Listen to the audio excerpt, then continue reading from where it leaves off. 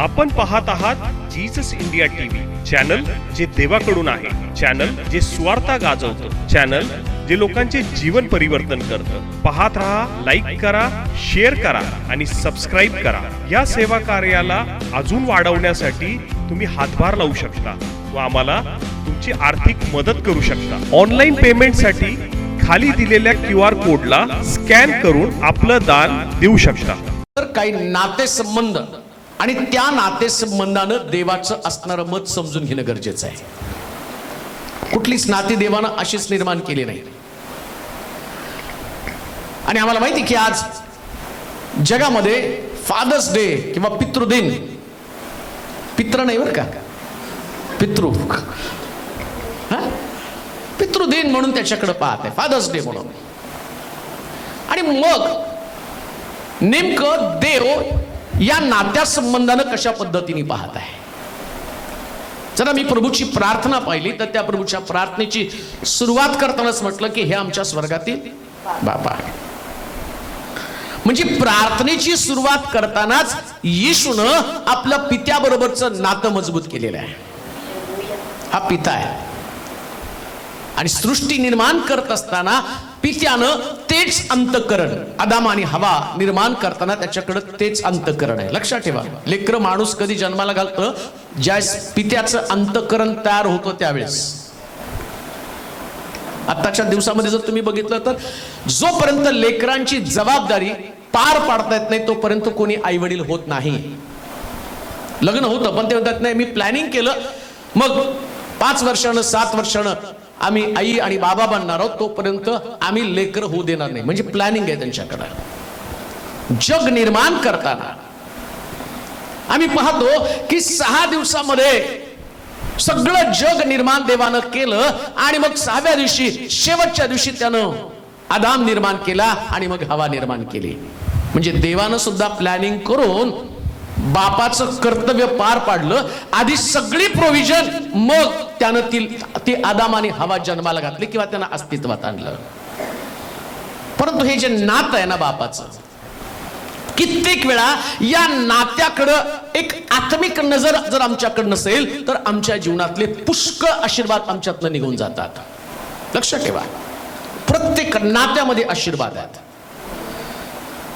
देवाकडनं जर आम्हाला आशीर्वाद पाहिजे तर ती जी आमची नाती आहेत त्या नात्याकडं आमचं लक्ष लागणं फार गरजेचं आहे. आणि बाप ही जी संज्ञा पवित्र शास्त्रामध्ये सांगितली, देवानं स्वतःला सगळ्याचं बाप बनवलेलं आहे. आणि पृथ्वी तलावर सुद्धा तो म्हणतो अब्राम विश्वासणाऱ्यांचा बाप असेल. म्हणजे सर्वोच्च जागा जर कोणती असेल तर बापाला आहे. हे आमच्या स्वर्गातील बाबा म्हणजे येशू सुद्धा आपल्या बापाला सर्वोच्च जागा देत आहे. म्हणून बाप ही जी गोष्ट आहे ना, ज्याच्याकडे आमच्याकडे आक्षेप आहेत, ज्यांच्या संबंधी आमच्याकडे कुरबुरी आहेत, ज्यांच्याकडे पाहिल्यानंतर आम्हाला असं वाटतं की कुठंतरी तो बाप कमी पडलेला आहे, त्याने त्याचं कर्तव्य पार पडलं नाही, आमच्या गरजा पूर्ण केल्या नाहीत, किंवा काही लेकरांना असं वाटतं की आमचा बाप आमच्यावरती अन्याय करत आहे. पुष्कळ लेकरांना असं वाटलं की आमचा बाप आमच्यावरती बॉदरेशन आणत आहे, आमच्यावरती प्रभाव टाकत आहे आणि तो आमच्या इच्छा, आमच्या भावना आणि आमच्यावरती शिस्तीचा बडगा उचलत आहे आणि त्याच्यामुळे लेकरं डिस्टर्ब असतात आणि त्यांना असं वाटतं की बाप नको आहे. पण ज्या दिवशी तुम्ही बाप होता ना त्याच तुम्हाला बाप म्हणजे काय कळतं, तोपर्यंत तुम्हाला कळत नाही. बाप व्हावं लागतं त्याच्यासाठी. पण आज जी गोष्ट मी तुम्हाला सांगणार आहे देवाच्या वचनात, बाप ही घराची शोभा आहे असं वचनामध्ये आहे. किती पण घर तुमचं भारी असू द्या,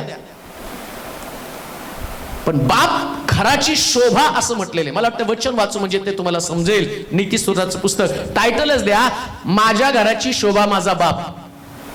हा, टायटल सुंदर देऊन टाका, माझ्या घराची शोभा माझा, आणि तुमच्या वहीत लिहून ठेवा बरं का. कधी तुमचं डोकं फिरलं तर ते वाचा. हा, नीतिसूत्र 17वा अध्याय 6 वचन वाचा पटकन. पुत्र पौत्र, पुत्र पौत्र वृद्धांचा मुकुट होत, वृद्धांचा मुकुट होत, मुलांची शोभा, मुलांची शोभा त्यांचे वडील होत. कोण मुलांची शोभा कोण आहे? त्यांचे वडील. बायको नाही बरं का. हालेलुया. बायबल सांगतं. काय सांगते बायबल? पुत्र वृद्धांचा मुकुट होत. पुत्र प्रपौत्र वृद्धांचा मुकुट होत. म्हणजे जसं आई वडिलाला भूषण वाटतं की माझी लेकरं हे माझा मुकुट आहे, देवानं लेकरांना सुद्धा आई वडिलांचा मुकुट बनवलेला आहे. म्हणजे तुमची लेकरं तुमच्यासाठी सन्मानाचा मुकुट. टायटल त्याचं ज्यावेळेस ह्याची प्रस्तावना करतो ना हा नीतिसूत्र लिहिणारा शलमोन, आणि तो म्हणतो काय माहिती का, लेकरं आई वडिलांच्या डोक्यावरचा मुकुट आहे. म्हणजे लेकरांचं कर्तव्य काय माहिती का, बापाचा आईचा सन्मान राखणं. मुकुट राखणं म्हणजे त्यांच्या डोक्यावरती मानाचा तुरा तुम्ही बसलं पाहिजे, असं तुमचं वर्तन, असं तुमचं जीवन की ज्याच्याद्वारे तुमच्या बापाला ताठ मानेनं उंच मानेनं जगता आलं पाहिजे. तुम्ही त्यांचा मुकुट आहात. राजाच्या डोक्यावर जो मुकुट असतो ना, तो मुकुट त्याचा अभिमान आहे, तो दाखवतो माझा सन्मान. ज्या दिवशी राजाच्या डोक्यावरचा मुकुट जातो ना, त्या दिवशी राजाचं राजपद निघून जातं. ऐका, लेकरं ज्या आई बापाचा सन्मान करण्याचं विसरून जातं, याचा अर्थ त्याचं बाप पण त्यानं रदबदल करून टाकलेला आहे. बापाच्या डोक्याचं मुकुट तुम्ही आहात. तुमचा बाप देवानं त्याला सर्वोच्च जागा दिलेली आहे. म्हणून लक्षात घ्या, कधी सुद्धा तुम्हाला तुमचं डोकं तोपर्यंत वापरता येणार नाही जोपर्यंत तुम्ही बाप बनत नाही. तुमचं डोकं तोपर्यंत नाही वापरायचं कधी. ते पण तुमच्या बापा पुढे नाही वापरायचं, तुमच्या लेकरांपुढे वापरावं लागेल. बाप तो बापच आहे, किती पण काय झालं तर तो बापच आहे शेवटी. येशू ख्रिस्त अजून सुद्धा या पृथ्वी तलावर असताना हे पित्या तू माझं नेहमी ऐकतो अशी प्रार्थना करतो, आणि तो पित्याला विनंती करतो प्रत्येक गोष्टीसाठी. ज्यावेळेस भाकरी हातामध्ये घेतल्या डोंगरावरती असताना असं लिहिलं, स्वर्गाकडे पाहून त्यानं ती भाकर तो प्याला, ते माशी आशीर्वादित केले आणि मग त्यानं त्या ठिकाणामध्ये लोकांमध्ये वाटले. कान देऊ नाही का, बापाला देवानं एवढी मोठी जागा दिली की ज्यावेळेस तुम्ही तुमचं जे उत्पन्न आहे आणि तुमच्या बापाकडे पहिल्यांदा घेऊन गेलं पाहिजे, आणि तुमचा बाप ज्यावेळेस त्या उत्पन्नाला आशीर्वाद देतो, तर या जगामध्ये तुम्हाला सन्मान प्राप्त होतो. ज्याला आपल्या बापाचं सन्मान नाही, पवित्र शास्त्र सांगतं देव त्याचा सन्मान कधीच करू शकत नाही. तुमच्या घराची शोभा, तुमच्या परिवाराचं आणि जर भूषण काय असेल तर तुमचा बाप, ते तुमच्या परिवाराचं भूषण आहे. तुम्हाला सुद्धा वाटतं नाही का, आता सूरजने बऱ्याच गोष्टी सांगितल्या, बाप नाही तर अजून काय म्हटलं, डायलॉग काय होता माझा, बोलून दाखव बाबा, जोरात त्याचा डायलॉग होता. माईक दे त्याच्याकडे असेल तर माईक मध्ये येऊन सांग म्हणजे मला. हा मुझे रख दिया छाव में, खुद जलते रहे धूप में, मैंने देखा है एक ऐसा फरिश्ता. नाही त्याच्या अगोदर एक होतं ते कडक आहे काहीतरी, असं काहीतरी होतं. पिता की मौजूदगी कशासारखी असते, हा गर्म जरूर होता है, ना हो अंधेरा छा जाता है. बापाची उपस्थिती घरामध्ये तुमच्या डोक्याला ताप नक्कीच असेल, कारण तो आहे सूर्यासारखा. गरमी तर लागणार, बाप नाही. तुमचा बाप काय पाणी आहे का थंड थंड वाटायला, आणि थंड बाप काही उपयोगाचे पण नाहीत बरं का. कारण बायबल काय सांगतं माहिती का, असा कोणता बाप आहे जो आपल्या मुलाला छडी, त्याचं डोकं गरम असलंच पाहिजे, म्हणून माझं डोकं 12 महिने गरम असतं. कारण मला माहिती, मी असलो तर तुम्हाला ताप आहे आणि नसलो तरी तुम्हाला ताप आहे, त्यापेक्षा असणं चांगली गोष्ट आहे ना. हे बायबल सांगतं. तुमचा बाप तुमच्या घराचं भूषण आहे, ते तुमच्या घराचं वैभव आहे. मग देवानं जर त्याच्यासाठी एवढी मानाची जागा दिलेली आहे, तर तुमचा अपमान करण्यासाठी तुमच्या मुखातनं शब्द बाहेर तरी कसे पडू शकतात, कसं शक्य आहे. अशा शब्दानं ज्याच्यानं तुमचा पिता दुखावला जातो, मग तुम्हाला वाटतं का स्वर्गातला बाप या गोष्टी तुमच्याकडे पाहत नाही का, तो पण बाप आहे. जेव्हा जेव्हा लेकरं बापाच्या विरोधामध्ये बंड करतात, जेव्हा जेव्हा लेकरं बापाच्या विरोधामध्ये अपशब्द बोलतात, तेव्हा स्वर्गातला देव आपल्या सिंहासनावरून उठलेला असतो, हे ध्यानात ठेवा. तो कधीच आपल्या जागेवरती बसू शकत नाही, कधीच आपल्या जागेवरती बसू शकत नाही. येशू ख्रिस्त आपल्या बापाचा सन्मान करण्यासाठी पुढे होता. पृथ्वी तलावरती असताना प्रभू येशू ख्रिस्त असं लिहिलंय, वयाच्या 30व्या वर्षापर्यंत त्याचा बाप सुताराचं काम करत होता आणि येशू त्याच्या हाताखाली काम करत होता. एवढा अद्भुत चमत्कार करणारा येशू, एवढी जबरदस्त मिनिस्ट्री असणारा येशू, पण त्याला त्याच्या बापाची जागा माहिती होती. तो स्वर्गातला बाप आणि या पृथ्वी तलावरचा बाप, या दोघांचा सन्मान करण्यासाठी तो नेहमी तत्परच आहे. तुमच्या घराची शोभा, कदाचित तुम्हाला वाटत असेल की माझ्या घराची शोभा मी आहे, ते आई वडील म्हणतात माझी लेकर माझी शोभा आहे, परंतु बायबल सांगतं की तुमचा बाप ही तुमच्या घराची शोभा आहे. तुम्हाला पण त्याच नजरेने त्यांच्याकडे पाहिलं पाहिजे. कदाचित तुमच्या नजरेमध्ये त्यांचं स्थान गौण असेल, मला तुमच्या नजरेचं घेणं देणं नाही. जे बिब्लिकल, जे बायबल आहे आणि त्या बायबल प्रमाणे त्या ठिकाणात असं सांगितलेलं आहे की तुमचा बाप, वाचा बरं काय म्हटलंय, पुत्र पौत्र वृद्धांचा मुकुट होत, वृद्धांचा मुकुट होत, मुलांची शोभा, मुलांची शोभा, त्यांचे वडील होत. कोण शोभा आहे? वडील. वडील. मला माहिती की एखाद्या परिवाराला ज्यावेळेस कुठंतरी कार्यक्रमाला बोलवलं जातं ना, ते काय करतात माहिती का, कार्यक्रमाला गेल्यावर ते पत्नीला तयार करतात छानपैकी, मग त्यांची कार असते, मग त्यांचे दागिने असतात, मग त्यांची स्वतःचे कपडे, सगळी स्टाईल करून ते चांगली कार मी घेऊन जाईल ना तर लोकांना वाटेल की हा फार इम्प्रेशन पाडणारा व्यक्ती आहे. पण शास्त्र काय सांगतं माहिती का, तुमच्या पत्नीला तुम्हाला न्यावंच लागेल, कारण ते तुमचं हाडच आहे, तिच्यापासून तुम्हाला विभक्त होणार नाही. पण खऱ्या तुमच्या कार्यक्रमाची शोभा, ज्यास तुमचा बाप तुमच्या संगती येतो ना, बायबल सांगतं त्या कार्यक्रमाची शोभा वाढली जाते. शास्त्रात लिहिले, मी नाही सांगत. म्हणून ते कधी अडगळीतल्या वस्तू समजू नका. पत्रिका पण लिहिताना कुणाच्या नावाने लिहितात तो, आणि ते म्हणतात बापाच्या नावाने लिहिले, मग सगळे लेकऱ्या. म्हणजे जगाला पण कळलेलं आहे हे चालवणारा व्यक्ती कोण आहे, स्वर्गातला देव आहे, आणि त्यानं त्याला ती जागा दिलेली आहे. म्हणून लक्षात ठेवा लेकरांनो, किती तुमचं मन तुम्हाला सांगत असेल तर तुम्ही आशीर्वादापासून वंचित राहावं, आणि आम्ही पाहतो की तुमचे आशीर्वाद तुमच्यापासून निघून जावेत. आशीर्वाद देणारा देव आहे, आणि ज्यास देव तुमच्याकडे पाहतो ना, त्यास तो आपल्या संततीला बापाच्या द्वारेच आशीर्वाद देत असतो. म्हणून तर आम्ही पाहतो की ज्यावेळेस एसाव आणि याकोब, इसाक म्हातारा झाल्यावर रिबिका त्याला काय म्हणते माहिती का, याकोबाला, अरे बाबा तुझा बाप आता एसावाला आशीर्वाद देणारे माझ्या लक्षात आलेले, आणि तू काय कर तर तुझ्या बापाला जे आवडतं तो एक याकोब जो आहे आणि एसाव जो आहे तो रानामध्ये हरणाची पारद करण्यासाठी गेलेला आहे. का तर तुझ्या बापानं आणि त्याला असं सांगितलं की बाबा मला एक सुंदर हरण पकडून आण आणि त्या हरणाचं मांस खायला घाल. आता तुझा भाऊ एसाव काय करणार आहे, रानातनं पारद करून येईल आणि पकवान बनेल आणि तुझा बाप त्याला आशीर्वाद देईल. पण मला असं वाटतं तू माझा लाडका मुलगा आहे, आणि देवानं मला सांगितलं होतं, मी आणि गरोदर होते त्यावेळेसच देवानं मला सांगितलं होतं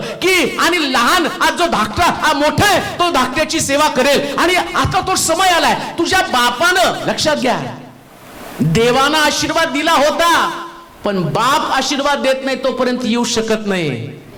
देवानं दिलाच होता आशीर्वाद. मग याकोबाला काय आशीर्वादाची गरज होती, पण त्याची आई सांगते देवाचे आशीर्वाद बापाच्या माध्यमातून येतात.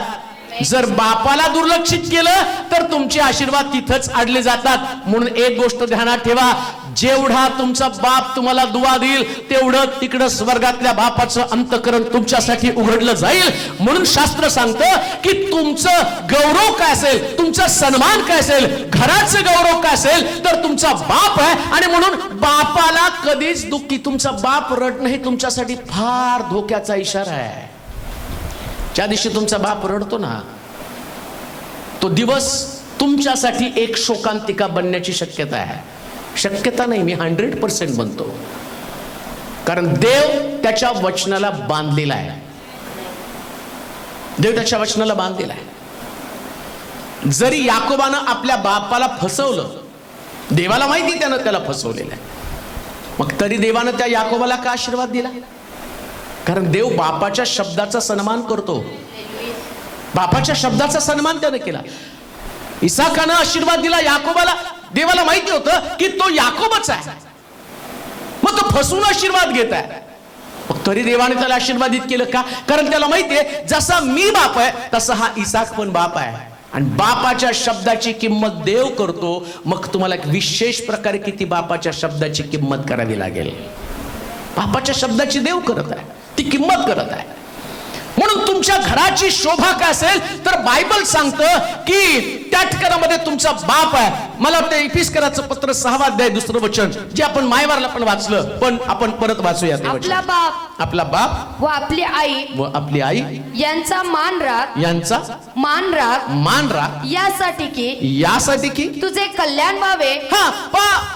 शास्त्रात सांगितलं पहिलं कुणाला दर्जा दिला हो? आपला बाप. कुणाला? बाप. पण आमच्याकडे उलट घडलं. पहिले मदर डे येतो, मग कोणतरी गडबड केली बरं का. ते बघायला पाहिजे कोण आहे ते. पहिले कोण आहे? बाप. आता आपण ती प्रथा पाडली तर आपल्याला लोक वेड्यात काढतील, पण शास्त्रामध्ये काय म्हटलंय त्याला? आपला बाप. परत निर्गमाच्या पुस्तकाच्या 20व्या अध्यायामध्ये जाऊया. निर्गमाचं पुस्तक 20वा अध्याय 3 पासून. माझ्या खेरीज तुला वेगळे देव नसावेत. आपल्यासाठी कोरीव मूर्ती करू नको. वर आकाशातील खाली पृथ्वीवरील व पृथ्वी खालच्या जलातील कशाचीही प्रतिमा करू नकोस. त्यांच्या पाया पडू नकोस किंवा त्याची सेवा करू नकोस. कारण मी तुझा देव परमेश्वर ईर्ष्यावान देव आहे, जे माझा द्वेष करतात त्यांच्या मुलांना 3ऱ्या 4थ्या पिढीपर्यंत वडिलांच्या अन्यायाबद्दल शासन करतो. आणि जे माझ्यावर प्रेम करतात व माझ्या आज्ञा पाळतात अशांच्या हजारो पिढ्यांवर मी दया करतो. तुझा देव परमेश्वर याचे नाव व्यर्थ घेऊ नको. कारण जो परमेश्वराचे नाव व्यर्थ घेईल त्याची तो गय करणार नाही. शब्दात दिवसाची आठवण ठेव. तो पवित्रपणे पाळ. 6 दिवस श्रम करून आपले सर्व कामकाज कर. पण 7वा दिवस तुझा देव परमेश्वर याचा शब्दात आहे म्हणून त्या दिवशी कोणतेही कामकाज करू नकोस. तू तुझा मुलगा तुझी मुलगी तुझा दास तुझी दासी तुझी गुरेढोरे व तुझ्या वेशीच्या आत असलेला उपरी यांनी पण करू नये. कारण 6 दिवसात परमेश्वराने आकाश पृथ्वी समुद्र व त्यातील सर्व काही निर्माण केले. आणि 7व्या दिवशी विसावा घेतला. म्हणून परमेश्वराने शब्दात दिवस आशीर्वाद देऊन पवित्र केला. आपल्या बापाचा. काय तिथं पण आपल्या बापाचा म्हणजे सुरुवात कोणापासून आहे? पहिलं निर्माण कोण केलं? आदम. पहिले कोण निर्माण केलं? जग कोणी निर्माण केलं? बापानं. म्हणजे निर्मिती मधलं पहिली गोष्ट जर कोणती असेल तर बाप.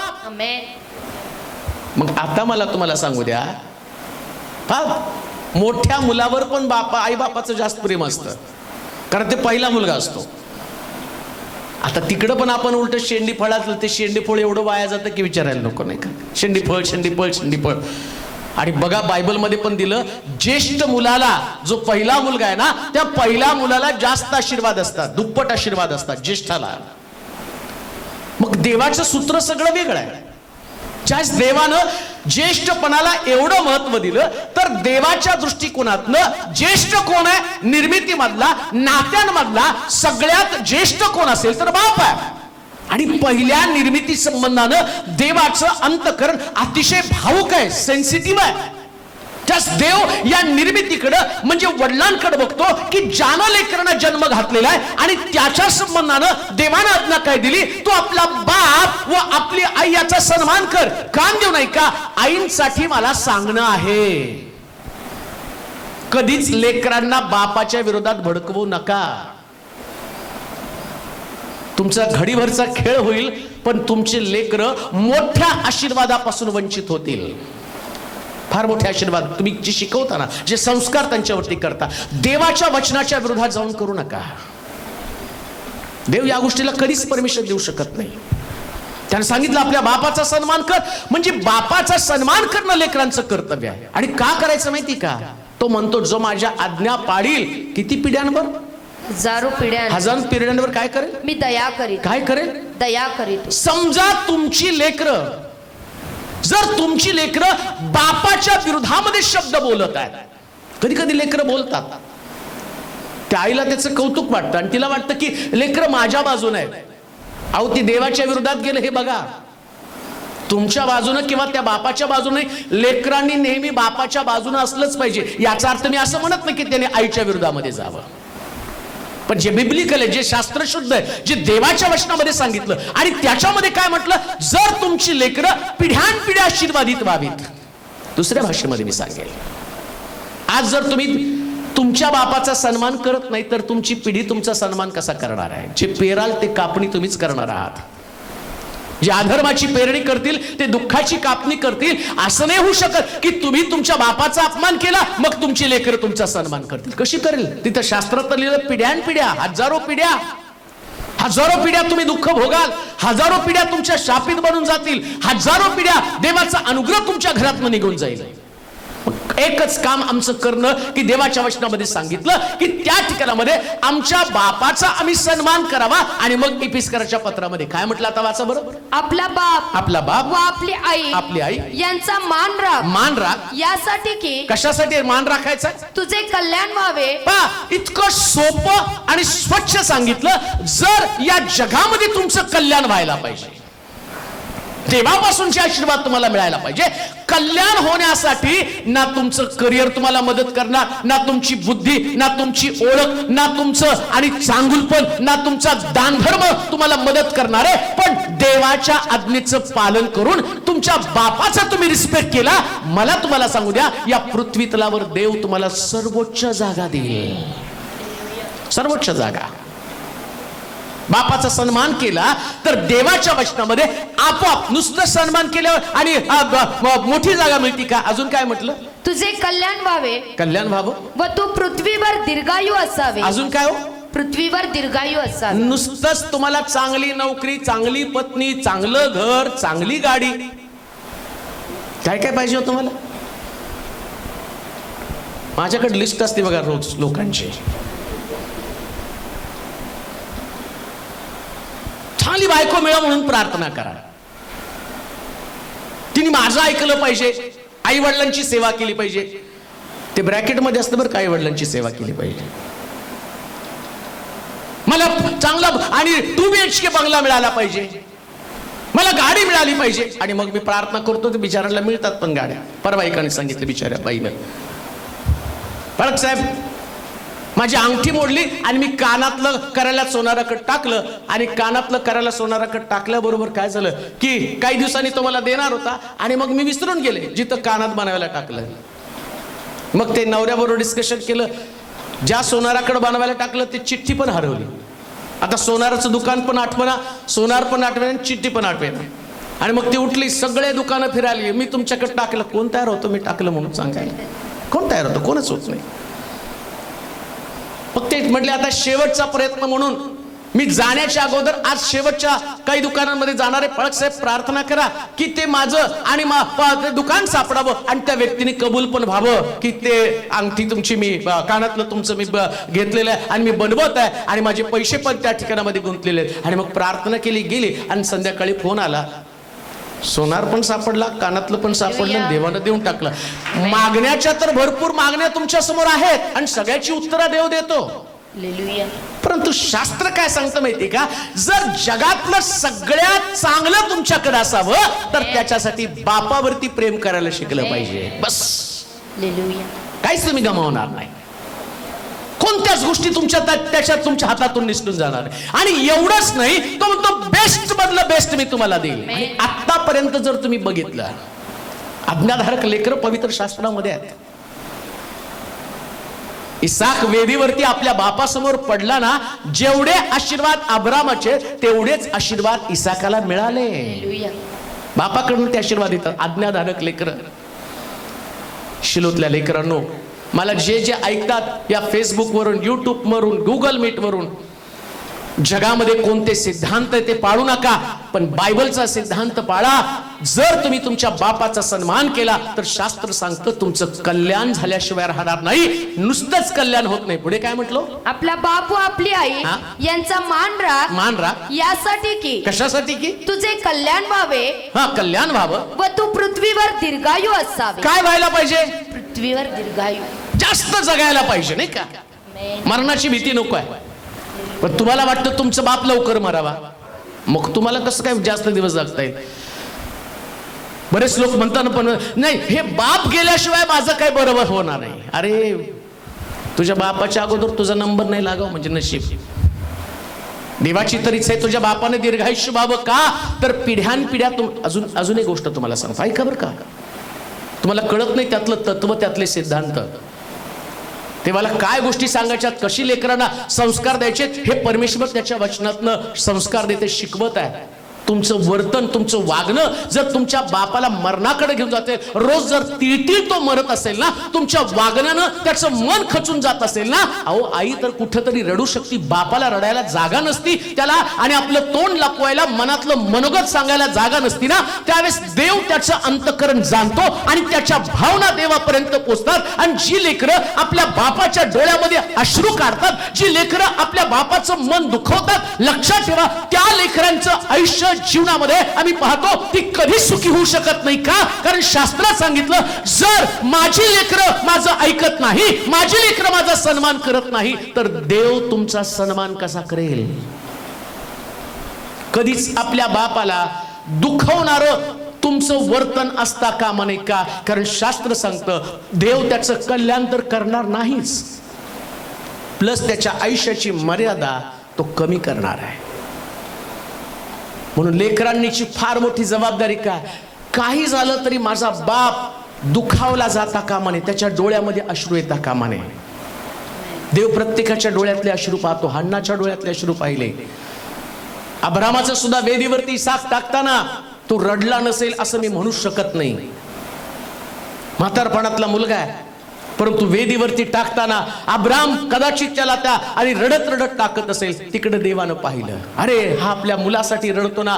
नुसतं देवानं इसाक दिला नाही, तर इसाकाला आशीर्वाद देऊन त्याच्याकडे पाठवलं. लक्षात ठेवा लेकरांनो, बापाच्या डोळ्यामध्ये कधीच अश्रू येऊ देऊ नका. आणि म्हणून काही झालं तरी सुद्धा काय केलं पाहिजे? नीतिसूत्राच्या पुस्तकामध्ये नीतिसूत्र आणि त्याचा 15वा अध्याय 20 वचन काय केलं पाहिजे पहा, कसं वागलं पाहिजे. शहाणा मुलगा बापाला आनंदवितो.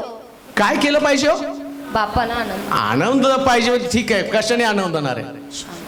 शहाणपणा केला पाहिजे ना. त्यांनी असं नाही म्हणायला पाहिजे जास्त शहाणपणा करू नको, नाही तर काही लेकरं जास्त शहाणपणा करतात, जास्तीच्या 2 पायऱ्या पुढे असतात. शास्त्र काय सांगतं, वाचा बरं. शहाणा मुलगा बापाला आनंदवितो. मूर्ख मनुष्य आपल्या आईला तुच्छ माने. म्हणजे लेकरांचं काम काय, तुम्ही सतत आपल्या बापाला आनंदी ठेवण्याचा प्रयत्न केला पाहिजे. मग तुमचा बाप कसा आनंदी राहणार आहे? आता तुम्हाला साध्या गोष्टी सांगतो. लेकरं अभ्यास करत नाहीत ना, बाप जर दुखावला ना, कोणीतरी परवा मला फोन करून सांगितलं, माझा मुलगा खूप अभ्यास करत होता, भरपूर 2 तास 3 तास तो झोपला, पण तुला मार्क कमी पडले. आणि मग त्याचा बाप, त्याला फार वाईट वाटलं, बापानं त्याच्याशी अबोला धरला. का? तर त्याला असं वाटलं माझं मुलानं चांगलं करिअर घडावं, चांगल्या पर्सेंटेज त्याला मिळावेत. मग त्याचा बाप दुखावला. अशा कोणत्या गोष्टी आहेत की ज्याच्यानं तुमच्या बापाचा आनंद निघून गेला? जी लेकरं शहाणी आहेत, ते आपल्या बापाच्या आनंदासाठी दिवस रात्र एक करतात. ज्या उद्देशानं ते रात्रंदिवस कष्ट करत आहेत, ज्याच्यासाठी ते घाम गाळत आहेत, ते विसावा घेत नाहीत, रात्रंदिवस कष्ट करतात, उन्हा तानामध्ये काम करतात, उपाशीपोटी काम करतात. तुम्ही झोपला तरी ते जागे असतात, त्यांच्या डोक्यामध्ये सतत विचार चालू आहेत. कशा कारणासाठी?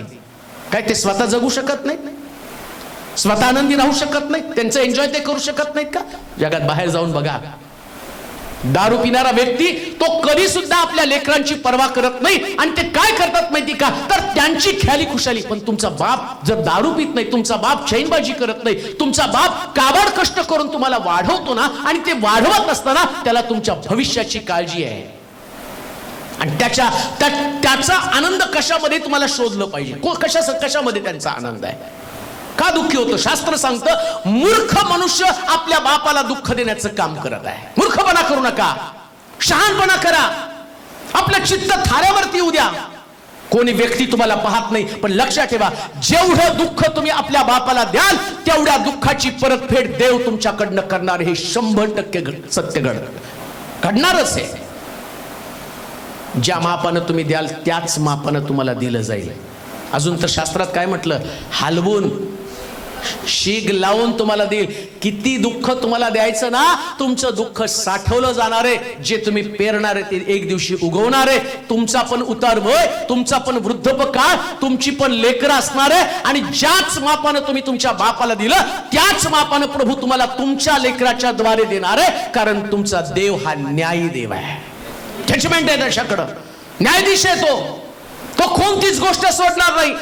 म्हणून लक्षात ठेवा, रिलीजियस किंवा धार्मिक जर बनत आहे ना, तर नुसतं प्रार्थना करणं, गीत गाणं, उपासना करणं, आराधना करणं हे तुमचं बाह्य स्वरूप आहे. पण अंतःकरण देवाच्या वचनाकडे जातं. आणि देवाच्या वचनामध्ये काय सांगितलं की शहाणा मुलगा आपल्या बापाला आनंदवण्याचं काम करतो. आणि तुम्ही तुमच्या बापाला आनंद कसा मिळेल याचं आणि विचार केला पाहिजे. काय माझा बाप कशानं खुश होईल?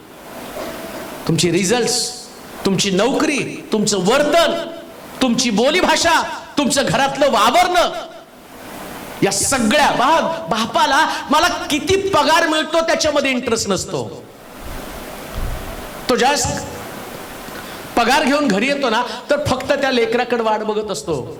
खाऊची पुढे आणल्यावर त्याचा बापाला तो आलिंगन देतो ना, त्या असणाऱ्या त्या सीनकडे त्याचं लक्ष लागलं जातं. मग तो बाप येताना त्याला माहितीये की जर मी चांगल्यातल्या चांगल्या वस्तू नेल्या तर हा पुरवठा मला मॅनेज करता येणार नाही आणि महिनाभर ते सगळं बजेट माझं कोलमडणार आहे. पण एका आनंदाच्या क्षणासाठी तो बाप काय करतो माहिती का? ते सगळं आणि कर्ज पाणी करून इकडून तिकडून आणून आणि त्या लेकरांना आनंदी पाहतो. आणि ती लेकरं मोठी झाल्यावर त्या बापाच्या डोळ्यामध्ये अश्रू आणतात.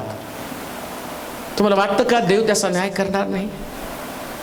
तुम्हाला वाटतं का देव त्यांना दंड देणार नाही? तुम्ही म्हणाल नाही आम्हाला बुद्धी नाही, समज नाही. पण मी तुम्हाला देवाच्या वचनात सांगतो, एचकेलच्या ग्रंथामध्ये लिहिले, नवव्या अध्यायामध्ये वाचू नका, तिथं असं लिहिले, तलवार ते संहारदूताला सांगितलं, लहान लेकरापासून वृद्धापर्यंत प्रत्येकाचा न्याय कर, निखालासपणे कत्तल कर, निखालासपणे कत्तल कर, गय करू नकोस. एक लेकराला सुद्धा मारायला सांगितलं का? जजमेंट आहे, न्याय आहे.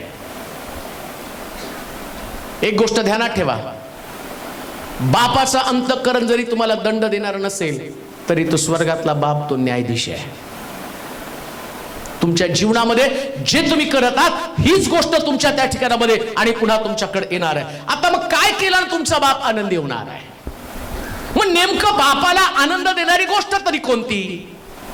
मी आता जर कुठल्या बापाला उभं केलं ना तर त्याला विचारलं तर मला वाटतं देवाच्या वचनातनं हेच वाक्य त्याच्या मुखातनं निघेल. नीतिसूत्राचं पुस्तक आणि त्याचा 23वा अध्याय आणि त्याचं 24 वचन. नीतिसूत्र 23वा अध्याय आणि 24 वचन. धार्मिकाचा बाप फार उल्हासतो. बापाचा सगळ्यात मोठा आनंद कोणता? धार्मिक. बोला की धार्मिक. काय? धार्मिक. माझा मुलगा फार मोठ्या पदावर गेल्यावर बापाला आनंद होत नाही. मग कसा आनंद होतो? धार्मिक. मुलगा जर धार्मिक झाला ना तर त्याच्या बापाला आनंद होतो. म्हणून लक्षात ठेवा, काय केलं पाहिजे माहिती का? बापासाठी प्रार्थनाशील जीवनच जगलं पाहिजे. मग धार्मिकता म्हणजे नेमकं काय? काय तुम्ही चर्चला आला म्हणजे धार्मिक झाला? कोणीतरी मला परवा फोन करून सांगितलं, बाळक साहेब माझ्या नवऱ्यासाठी प्रार्थना करा. म्हणलं कशाला? काय कारण आहे? माझा नवरा चर्चला जातो, सकाळी उठून बायबल वाचतो, त्याच्यानंतर प्रबोधन घेतो, प्रार्थना तो एवढी सुंदर करतो आणि वेळ मिळाला की सुवार्ता पण सांगतो. मग तुझ्या नवऱ्याला प्रार्थनेची गरज काय? तो खूप धार्मिक आहे, मग प्रार्थनेची गरज काय? हो पण तो दारू पिऊन येतो. मी म्हटलं तुला कोणी सांगितलं मग तुझा नवरा धार्मिक आहे? नाही मी तेच, अरे मला हे सांगू नको ना माझा नवरा दारू पितोय. हे बाकीचं सगळं झिरो झालं, हे सगळं झिरो आहे. तू प्रार्थना करतो, तो सुवार्ता सांगतो, तो आणि बायबल वाचन करतो, तो चर्चला जातो, मग ही धार्मिकता नाही. धार्मिकता हे आचरण आहे आणि धार्मिकता म्हणजे देवाच्या वचनाप्रमाणे चालणं. त्याला धार्मिकता म्हटलेलं आहे. मग धार्मिकाचा बाप उल्हासतो म्हणजे काय, तर धार्मिक लेकरं देवाच्या वचनानुसार जीवन जगतात. धार्मिक लेकरांनी काय केलं पाहिजे, देवाच्या वचनानुसार त्यांनी जीवन जगलं पाहिजे. ही धार्मिक बापाची आणि बापाची अपेक्षा आहे. तुम्ही तुमच्या बापाला फार पैसा कमवून आणून द्यावं ही बापाची कधीच अपेक्षा नाही.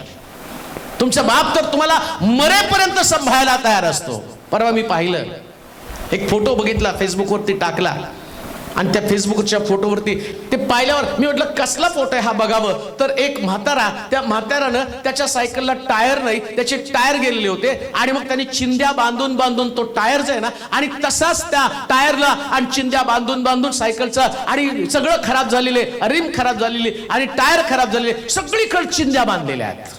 म्हटलं हा म्हणतोय तरी काय म्हणून त्याचं ऐकायला गेलो. आणि जवळजवळ मला वाटतं 75 ते 80 वर्षाचा तो म्हातारा, आणि पाठीमाग त्या सायकलच्या कॅरियरवरती एक लाकडाची मुळी होती. आणि त्याला विचारलं हे सगळं तू करतो कशासाठी, तो म्हणतो मला माझ्या लेकरांना जिवंत ठेवायचं. आता तो 85 वर्षाचा म्हातारा, तो त्या आपल्या लेकरांची काळजी करतो. मग त्याची लेकरं एवढी धडधाकट, ती साधी बापाला सायकल पण घेऊ शकत नाहीत.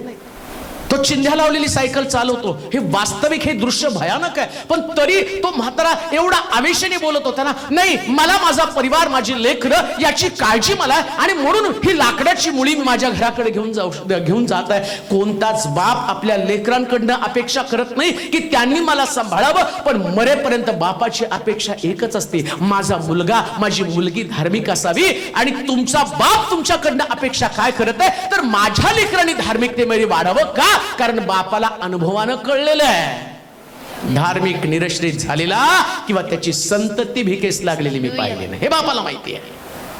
माझी लेकरं जर धार्मिक राहतील ना, ते कधीच भुक्या आणि भिकारी बनणार नाही. ते देवाच्या वचनावर चालतील ना, तर जीवनात कधीच अपयशी होणार नाही. परमेश्वराचं लक्ष त्यांच्याकडे, माझ्या लेकरांना सांभाळायला माझा देव समर्थ आहे. म्हणून बापाच्या अंतःकरणामध्ये काय प्रार्थना आहे, काय त्याची अपेक्षा आहे, तो म्हणतो धार्मिकाचा बाप उल्हासतो, त्यानं धार्मिक त्या ठिकाणामध्ये धार्मिकता जोपासावी आणि त्याच्या शहाणं बनावं. अजून मला असं वाटतं नीतिसूत्राचं पुस्तक त्याचा 17वा अध्याय 21 वचन वाचा. नीतिसूत्र 17वा अध्याय. मूर्खाला जन्म देतो, मूर्खाला जन्म देतो तो दुःखाची जोड करीतो. मूर्खाला जन्म देतो तो दुःखाची जोड करीतो. दुःखाची जोड करतो. मूर्खाच्या बापाला आनंद नाही. अजून एक गोष्ट आता सांगतो, जन्म कोणाला घालतात ते पण महत्वाचे. आता बाप, आता लेकर जन्माला घातले, पण आता जे आई वडील होणार आहेत आणि ज्यांच्याकडे लेकरं आहेत, या लेकरांना वाढवताना प्रभू काय सांगतो माहिती का, जर मूर्खाला जन्माला घातलं तर काय होणार आहे, तो दुःखाची जोड करीतो. बोला की चला, दुःखाची जोड करीतो.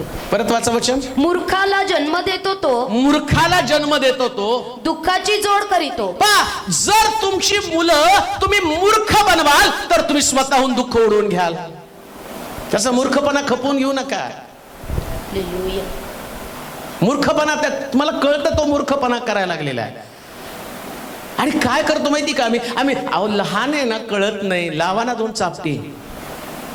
मला वाटतं एक वचन वाचा, इब्रियोकाचं पत्र 12वा अध्याय 7 वचन. याचं तुम्हाला असं सांगण्यात उपयोग नाही, त्याला एक सपोर्टिंग वचन आपल्याला कळलं पाहिजे. इब्रियोकाचं पत्र 12वा अध्याय 7 वचन.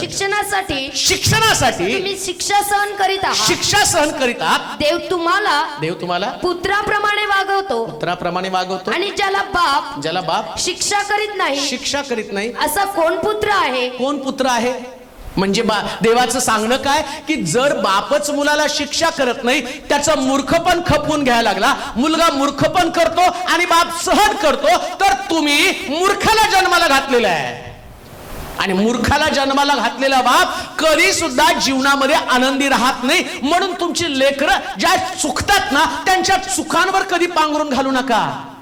त्याच्या मूर्खपणाला तुम्ही सहन करू नका. मूर्खपणा वेळीच त्याच्या लक्षामध्ये आणून द्या. मग तो लहान असेल मोठा असेल, हे विष आहे. एकदा का आतमध्ये ते विष गेलं ना, तर तो मुलगा त्याच पद्धतीने त्याला आणि जीवनामध्ये जगण्याचा प्रयत्न करतो. असं म्हणू नका.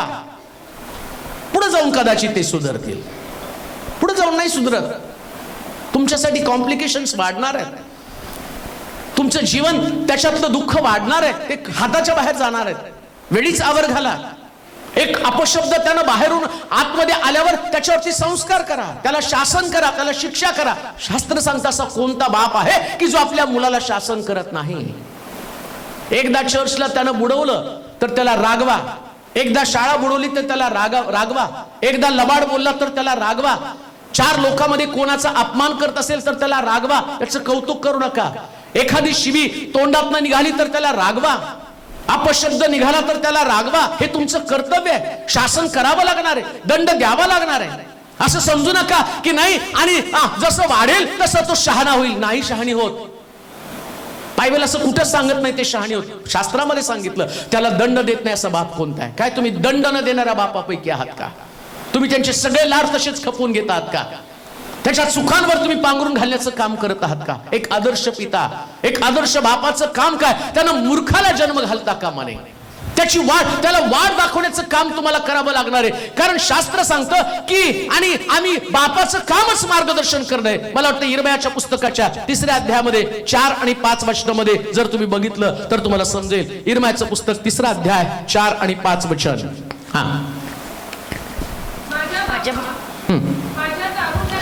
माझ्या बापा, माझ्या तारुण्यातील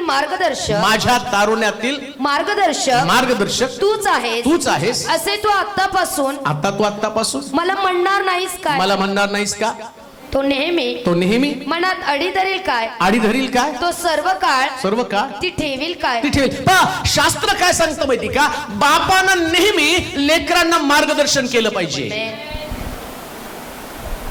कधी कधी आम्ही काय करतो माहिती का? लेकरांना मार्गदर्शन करण्यासाठी आम्ही ती जबाबदारीच आम्हाला नको म्हणून ह्याला आजीकडे पाठवा, याला अंकलकडे पाठवा, याला काकाकडे पाठवा, याला मावशीकडे पाठवा, याला याच्याकडे पाठवा, याला त्याच्याकडे पाठवा. अहो, याच्याकडे त्याच्याकडे पाठवून काय होणार नाही. बापानंच मार्गदर्शन करावं लागतं.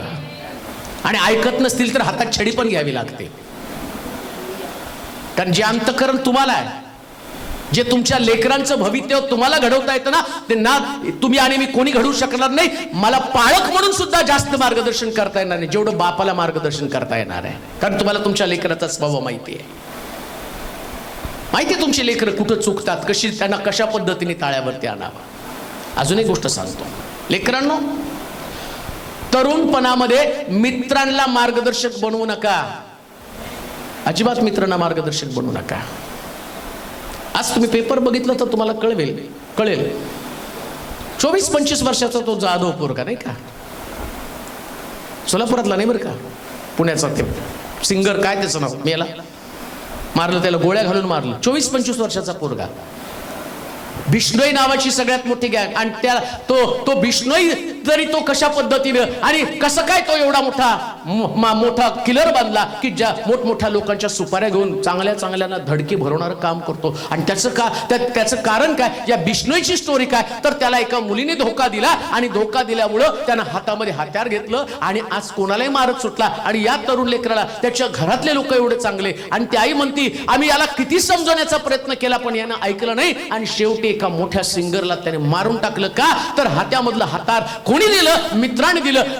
त्यांची गँग बनली आणि एक गँग मधनं सुटून त्या मित्रांमध्ये भांडण झाली आणि तो बिश्नोईच्या गँग मध्ये गेला. आणि बघता बघता त्याने एका चांगल्या सिंगरला मारलं. सगळं पोलीस त्याच्या मार्गावरती पकडलं आणि त्याच्याबरोबर कितीतरी लोकांना पकडलं. उद्ध्वस्त होऊन जातं मार्गदर्शक. चुकला तर उद्ध्वस्त होऊन जातं जीवन.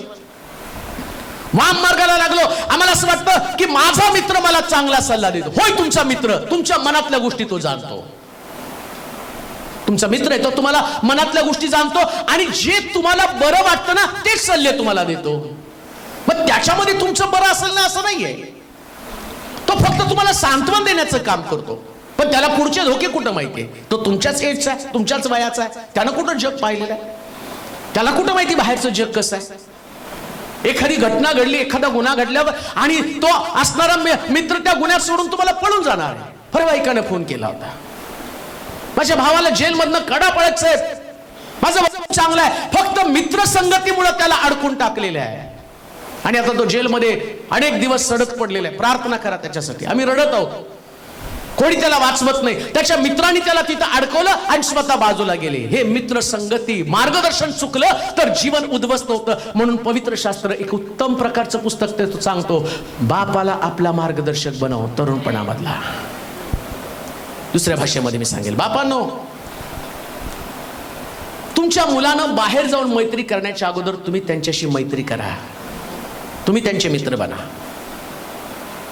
तुम्ही बापाच्या जागेवर ठीक आहात, दहशत असली पाहिजे, रागवलं पाहिजे, मारलं पाहिजे, पण कधी कधी मित्र, मार्गदर्शक मित्र म्हणून पण जगलं पाहिजे, मार्गदर्शन केलंच पाहिजे.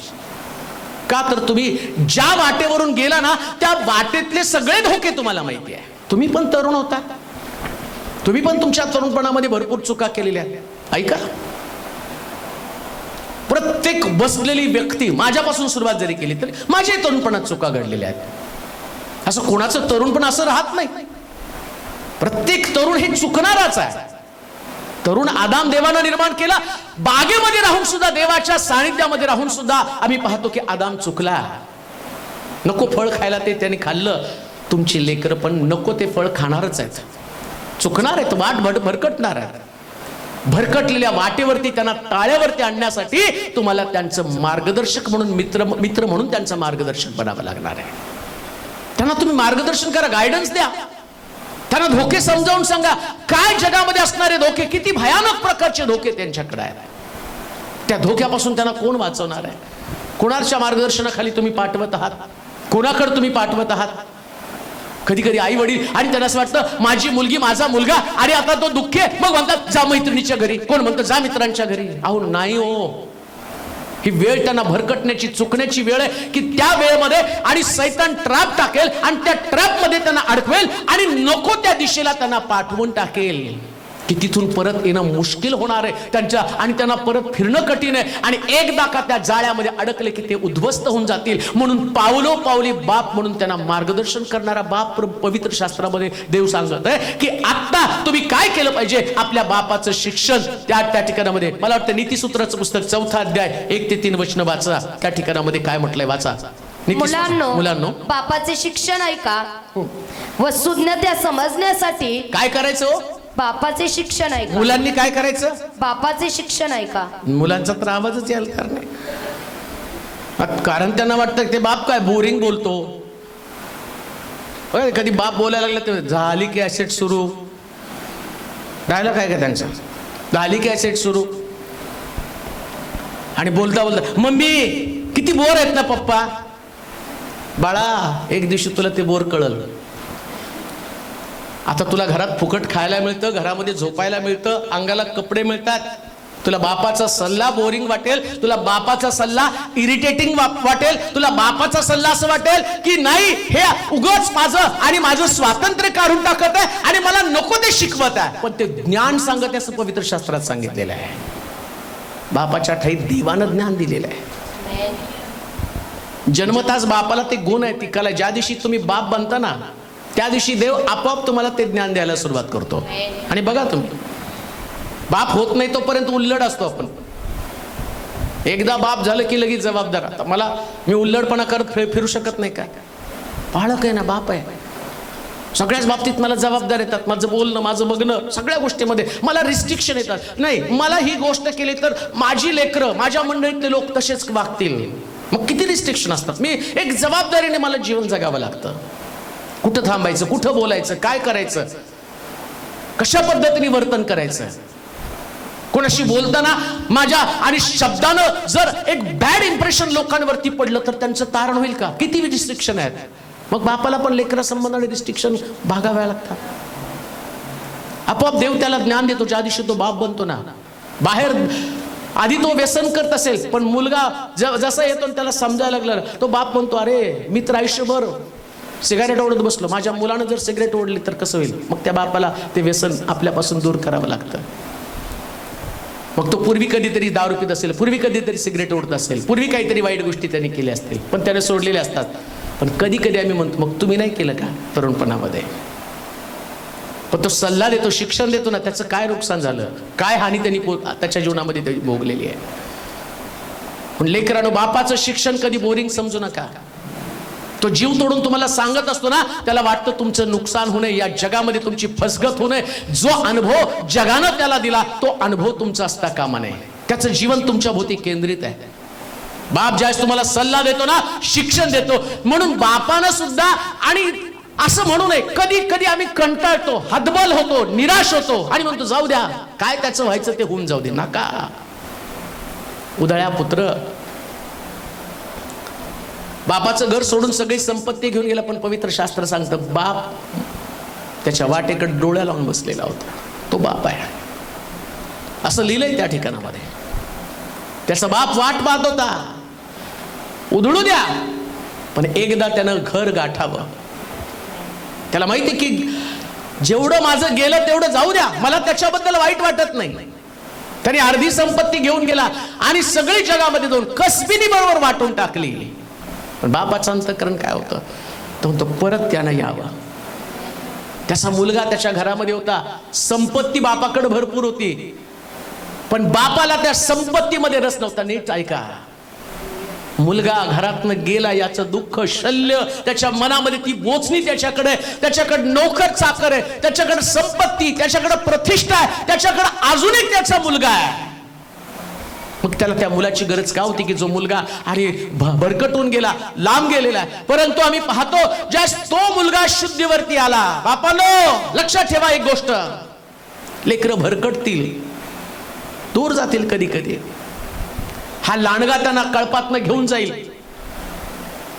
पण शास्त्र काय सांगतं माहिती का, 99 मेंढरं तशीच ठेवून एक हरवलेले मेंढरू शोधण्यासाठी तो बाप गेला. तसं बापाचं अंतःकरण असलं पाहिजे की लेकरांचा नाश होऊ नये, तर नाश होत असलेल्या लेकरांनी जर वाटेकडे डोळे लावले आणि परत जर तो आला, त्या बापाला काय म्हणतो, बाबा मी तुमच्या विरुद्ध स्वर्गाविरुद्ध पाप केलं तर तो, आणि मी तुमचा मुलगा म्हणून घेण्याच्या लायकीचा नाही, मला चाकर म्हणून घरात ठेवा. त्यास तो बाप काय म्हणतो, माझा हरवला तो मला सापडला, माझा मेलेला मुलगा मला परत मिळाला. हे बापाचं अंतःकरण आहे, हे बापाचं अंतःकरण आहे. शास्त्र काय सांगतं माहिती का, आपल्या बापाचं शिक्षण तुच्छ मानू नकोस. बाप जे सांगतो ना ते तुम्हाला अनुभव पुढे येणारच आहे, तो अनुभव तुम्हाला येणारच आहे. किती पण तुमची मैत्री असली, बघा माझं एक वैशिष्ट्य, मी लहानपणापासून मैत्री केली आणि एकच मित्र असायचं, लय ढिगभर मित्र नाही केली, एकच. आमच्या आईला विचारा, एकच मित्र असायचा, हनुमंतू नाव पण किती भारी होतं, अंत म्हणायचं त्याला. एकच मित्र, कधी आमची भांडणं नाही, कधी तंटा नाही. कुठे गेलो की आम्ही दोघच जायचो. लग्न झालं मी त्याला सोडलं, कारण मला माहिती आता मैत्रीत दरार येणार. बरं तो मला त्याच्या संसारी गोष्टी सांगणार की मलाही वाटलं तर संसार करावा, आहे की नाही, जे असेल ते करतो. याने संसार केला की याला संसार करावा वाटतं, याने दारू पिली की याला दारू पिशी वाटते, यानं सिगारेट ओढली याला. मग ते आई वडील कधी कधी सांग त्याच्या संगती राहू नकोस. मी सांगताना मला वाटतं यानं काय कळतं माझा तो किती चांगला मित्र आहे. अरे तुझ्या बापानं त्याला पानाच्या टपरीवर कधीच बघितलंय, तुझ्या बापानं त्याला कधी सिगारेट ओढताना पाहिलंय, आणि तिथून तो सांगतो याच्याशी मैत्री करू नको, आणि त्यावेळेस तुझ्या मनाला दुःख होतं. काय दुःख आहे, नाही माझ्या बापानं त्याच्याशी मैत्री करू, आणि एक दिवशी त्याचं लग्न होतं, तुला बघून पण बायकोला घेऊन निघून जातो. मग तुला आठवतं माझा बाप सांगत होता ते बरोबर आहे. आता याने माझी मैत्री कुठपर्यंत केली, याची सोबत व्हावी आणि याचा टाइमपास व्हावा. म्हणून लक्षात ठेवा, जगात जे आहेत ते फक्त टाइमपास आहे. बाप म्हणजे खरा तुमचं प्रेम करणारा व्यक्ती आहे, म्हणून त्याचं म्हणणं तुम्ही ऐका, असं शास्त्र सांगतं. हे सगळे टाइमपास करणारे लोक आहेत, सगळे टाइमपास आहेत. तुमच्यासाठी तो बायकोला सोडेल का? त्याने सोडलं तर बायको सोडायला पाहिजे. फार फरक कोर्टात ओढून घेऊन जाईल त्याला, चांगलं लाता बुक्क्या पोलिसाला देऊन. म्हणजे तुमच्यावर खरं प्रेम करतो तो फक्त तुमचा बापच का? कसबीने संपत्ती गेल्यावर निघून गेले, पण बाप संपत्ती गेल्यावर पण त्याला परत घेतलं. म्हणून शास्त्र सांगतं आपल्या बापाचं शिक्षण ऐका, ऐका, ऐका आपल्या वडिलांचं शिक्षण. लेकरांनो ऐका, ही कॅसेट बनवून ठेवा आणि तुमच्या लेकरांना कायम घरामध्ये उठता बसता हेच ऐकायला लावा. जरा उलट पालट त्यांनी बोलले की हे ऐकायला लावा. बोलूच देऊ नका त्यांना. जाणीव करून द्या, देवाच्या भयाची जाणीव त्यांच्यामध्ये निर्माण होऊ द्या. म्हणून त्या ठिकाणामध्ये म्हटलं की बाप जो आहे आणि आपल्या तरुणपणाचा मार्गदर्शक. पुन्हा वाचा ते वचन, निर्भयाचं पुस्तक 3 अध्याय 4 आणि 5 वचन. हा आज जेवण आहे त्याच्यामुळं निवांत चालणार आहे सगळं. माझ्या बापा माझ्या तारुण्यातील मार्गदर्शक मार्गदर्शक तूच आहेस. तरुणपणाचा मार्गदर्शक कोण? बोला की बाप. कोण मार्गदर्शन? कोणाचं मार्गदर्शन घ्यायचं? बापाचं. सूरज ब्रदरचं नको, शारोनचं नको, माझं नको. कोणाचं? बापाचं. तुमच्या बापाचं. हा ते लय असतं. तुम्ही माझ्या पप्पा सारखे. बरेच लोक म्हणतात तुम्ही माझ्या पप्पा सारखे आहेत. मागा बरं त्यांना भारी वस्तू. या पप्पाला मला म्हणत तू पाठ साहेब तुम्ही माझ्या पप्पा सारखे. हा मला कोड घे म्हण, तुझं बाप आहे. आणि तुम्ही म्हणा मला नाही, मला 4 व्हीलर घेऊन द्या. कमरेत लाद घालून हाकलून दिली. मला नाही तुला कुठून आणून देऊ. तुमच्या बापाकडे हट्ट करा. तुमचा बाप जीवाचं रान करून तुमच्यासाठी ती वस्तू उपलब्ध करेल. बाप तो बापच आहे. आमेन. कोणी सुद्धा तुमच्या बापाची जागा घेऊ शकत नाही. हालेलुया. आणि तुमच्या बापाला तुमचं सगळं काही माहिती असतं. आणि म्हणून शास्त्र काय सांगतं? तरुणपणाचा मार्गदर्शक कोण? बाप. बापाला विचार काय करायचं? पप्पा हे करू का? त्यात योगेशचा बाप त्याच्या चांगला डायलॉग मारतो. काय म्हटलं योगेश? ते जागा घेतली तुम्ही माझ्या पैशात, मी जागा घेतली, घर बांधलं. तुम्ही जागा तर घेऊन दाखवा.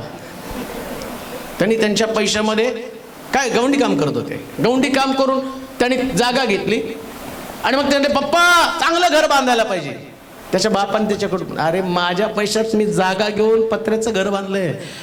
तुमच्या पैशात कमीत कमी पत्रे तर सोडा, जागा तर घेऊन दाखवा. जागा सोडा, पत्रे तर घ्या हो. ते पण तुम्हाला जमत नाही का? कारण बापाला माहिती असतं कसं स्टोअर करावं, म्हणून तुमचा पैसा कसा ठेवावा हे बापच तुम्हाला सांगतो. मग बाप सांगताना त्याच्याकडे लक्ष द्यायला पाहिजे. आम्हाला वाटतं नाही जीवाची मुंबई करावी, पिकनिकला जायला पाहिजे, जीवाची मुंबई करायला पाहिजे, चांगले कपडे घ्यायला पाहिजेत, हलके नको घ्यायला, भारी घ्यायला. यांनी कसे घातले, त्यांनी कसे घातले. त्याला जायचंय कबरे, तुला जायचंय का? त्याने सगळे त्याचे खर्च करून त्याला उधळून लावायचंय. मला असं वाटतं की आता मी तुझ्यासाठी साठवलं एक सुंदर संदेश मी बनवून ठेवलाय. आता कधी येईल ते माहित नाही. दारिद्र्याची कारणं, कर्जबाजारी होण्याची कारणं. मला खूप दिवसापासून द्यायचा होता पण तो नंबरच लागेना त्याचा. कारण मला खूप लोकांचे कसं काय कर्ज झालं समजेना. मी सांगतो म्हणलं जरा थांबा तुम्हाला. आणि देवाने तो संदेश दिला. कर्ज का होतं त्याचा संदेश देऊन ठेवला. लवकर प्रार्थना करा की तो लवकर संदेश यावा, जेणेकरून चांगल्यांचे डोळे उघडतील. तसं बाप तुम्हाला कर्जापासून वाचवतो.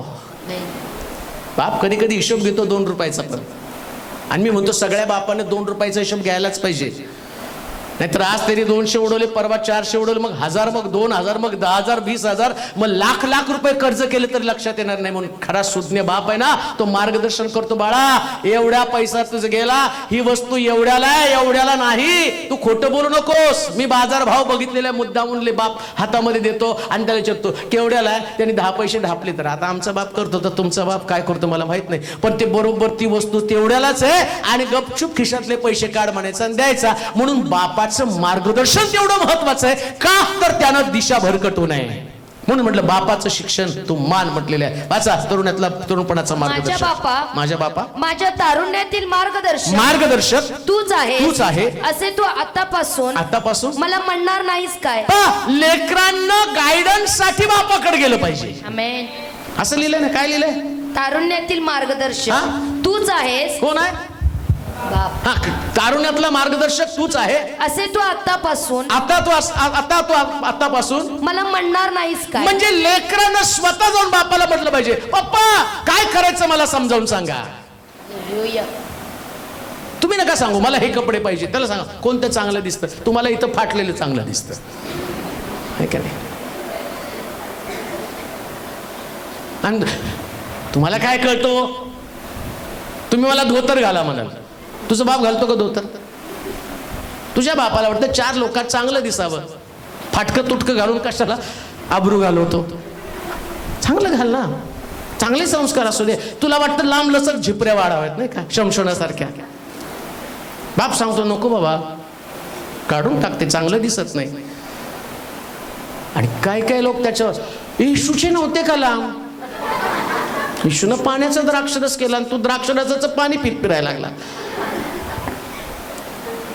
बाप सांगतो हे करू नको ते करू नको. बापाला विचारा हे चालतं का आपल्याला, ते चालून घेण्यासाठी बापावरती दबाव आणू नका. आम्ही तू त्याच्यावर तू सांग ना मम्मी पप्पाला. ती बिचारी जाऊ द्या ना, लेकरं मोठी झालीत आता, त्यांना उलट तिला सांग, बापाला सांगून तुला चांगलं तोडून काढायला होते. आमच्या वेळेस म्हणत होते, अहो मी एकदा शाळा बुडवली, आमचा बाप एवढा माग लागला, डेंजर. मी पुढं बाप माग, रस्त्यात असला तमाशा, अजूनपर्यंत माझ्या डोळ्यासमोर ते दृश्य जात नाही. एकदा शाळा बुडवली, आमच्या आईने सांगितलं याच्याकडे बघा म्हणून, आणि मग ते पळायला लागलो मी पाठीमागं. माझा बाप, मी जोरजोरात ओरडायला लागलो, पळायला लागलो, आणि पळता पळता माझा बाप काय माझा पिच्छा सोडायला तयार नाही. आणि तिकडून मामा आमचा आला, गौरवचा बाप, सांगतो त्याला पकड. त्यांनी धरला मला. बाप आला, त्यांच्या वडिलांची चांगले टाचेचे बूट होते, अशी लाद घातली ना, तेव्हापासून शाळा बुडवायची ताकद झाली नाही. का? कारण बापाच्या टाचेतली ताकद कळालेली होती. म्हणून बाप जे सांगतो ते तुम्हाला करायला पाहिजे. ज्या दिवशी बापाच्या इच्छेप्रमाणे तुम्ही कराल, तुमचं जीवन सुखकर होईल. मार्गदर्शक त्याला बनवा. तो तुम्हाला रागवेल, तुम्हाला बोलेल, तुमचा अपमान करेल, परंतु त्याची धारणा एकच आहे, तुमचं कल्याण व्हावं. मार्गदर्शक आपल्या बापाला विचारा, तुम्हाला माहितीये हे कशा पद्धतीने त्याचं नियोजन करावं, कसं पुढे जावं. शास्त्र सांगतं तू आपल्या बापाला स्वतः जाऊन म्हण. असंच लिहिलं ना, काय तूच आहेस माझ्या तारुण्यातील मार्गदर्शक. माझ्या कधीचा मार्गदर्शक? तारुण्यातील. लहानपणी तुम्ही विचारता, पण तरुण झाल्यावर तुम्हाला विचारूशी वाटत नाही, तुम्ही सल्ले द्यायला सुरुवात करता. लहानपणी विचारता, डॅडी कुठं जायचं आपल्याला? मामाच्या घरी. चला मग. डॅडी काय घेणार आहे तुम्ही मला? हे ड्रेस आहे. पप्पा खूप छान आहे हा. आता तुम्ही तरुण झाला, पण तरुणपणामध्ये तुमच्या बापाला तुम्ही मार्गदर्शक बनवलं पाहिजे. पण आता जाता जाता एक सांगतो बरं त्याला, नाही तर सगळे बाप आता काय असे हातात अंटर घेऊन थांबतील. सगळे सल्ले त्यांच्यावरती लादू नका. काही गोष्टी तुम्हाला त्यांच्या कलानाप्रमाणे पण घ्याव्या लागतात. मित्र बनण्यासाठी ऐकावं पण लागतं. म्हणून हिटलर म्हणून पण बनू नका, तर मित्र बनवून आपल्या लेकरांच्या बरोबर राहा आणि त्यांना देवाच्या वचनाचे संस्कार करा. जाता जाता समारोप करेल, देवानं तुमच्या बापाला आशीर्वादाची जागा दिली.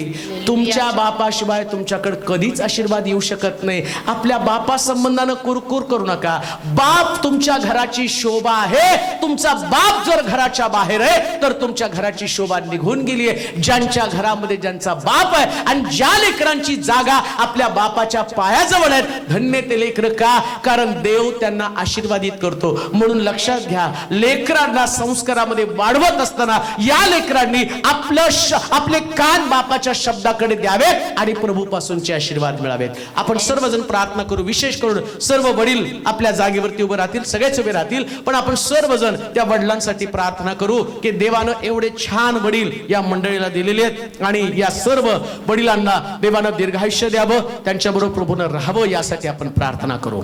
आपले डोळे आपण बंद करूया. सर्वशक्तिमान जिवंत देवा, तुझी स्तुती करतो, मनापासून तुझ्या नामाची महिमा गातो. प्रभूजी, तू सगळ्यात अलौकिक असा देव आहे. आजच्या दिवसापर्यंत हे सगळे मंडळीमध्ये असणारे बाप ज्यांना तू आतापर्यंत सांभाळलं, या लेकरांना घडवण्यासाठी त्यांनी केलेले परिश्रम, लेकरं धार्मिकतेमध्ये वाढावेत याच्यासाठी त्यांनी केलेले कष्ट तुझ्यापासून लपलेले नाहीत. हे प्रभू, मी प्रार्थना करतो त्यांच्यासाठी, त्यांचं जीवन तुझ्या वचनाप्रमाणे बनलं जाऊ दे. एकही लेकरू या मंडळीमध्ये असू नये की ज्यानं असं असू नये की ज्यानं आपल्या बापाच्या डोळ्यामध्ये अश्रू आणलेत. आजचा संदेश ऐकून बापाचे मुलाचे जर नाते संबंध बिघडलेले असतील तर ते रिपेअर होऊ दे, दुरुस्त होऊ दे. कारण त्याला सोडून आम्ही कधीच आशीर्वादित होऊ शकत नाही. धन्य ते बाप ज्यानं आमच्यासाठी काबाड कष्ट करून आम्हाला इथपर्यंत आणलं. त्यानं जर कष्ट केलं नसतं त्यानं जर आम्हाला घास दिला नसता तर आज आम्ही या अवस्थेमध्ये कधीच पोचलो नसतो. एक चांगला मार्गदर्शक बाप, एक चांगला मित्र बाप, सांत्वन देणारा, मायेनं भरलेला, असं तुझ्या वचनात लिहिलेलं आहे. आणि त्या वचनाप्रमाणे हर एक परिवार आपल्या पित्याला घराची शोभा वाढवणारा व्यक्ती म्हणून मानाचं स्थान त्याला मिळू दे प्रभूजी. आज लेकरांसाठी प्रार्थना करतो, त्याच्यावरती प्रेम करणार अंतःकरण त्यांना दे. तुझ्या भयामध्ये त्यांना चालव, तुझ्या भयामध्ये त्यांना चालव. दीर्घायुष्य, त्याचप्रमाणे कल्याण होण्याचा मार्गच बाप आहे. आणि म्हणून जे जे लोक तुझं वचन ऐकत आहे अशा प्रत्येकाला एक प्रकारची खंत लागू दे. कोणत्या गोष्टी ते करत आहेत. काही लेकरं भरकटून उधळ्या पुत्रासारखे गेलेले असतील, परंतु आम्ही प्रार्थना करतो की त्यांना परत आपल्या बापाचं घर दिसू दे. बाप डोळे लावून बसलेले आहे, त्यांच्या लक्षात येऊ दे प्रभूजी. काही बाप अनाथ आश्रम मध्ये असतील, काही बाप रस्त्यावरती जीवन जगत असतील, काही वृद्ध बाप हालाकीचं, एकाकीपणाचं जीवन जगत असतील, परंतु आजच्या संदेशानं त्यांना आसरा मिळू दे. आजच्या संदेशाने त्यांना घरं मिळू दे. आजच्या संदेशानं लेकरांचं प्रेम त्यांना मिळू दे प्रभूजी. आणि प्रत्येक परिवारामध्ये हा संदेश जाऊ दे, याच्यासाठी ही गरज प्रत्येक परिवाराची आहे.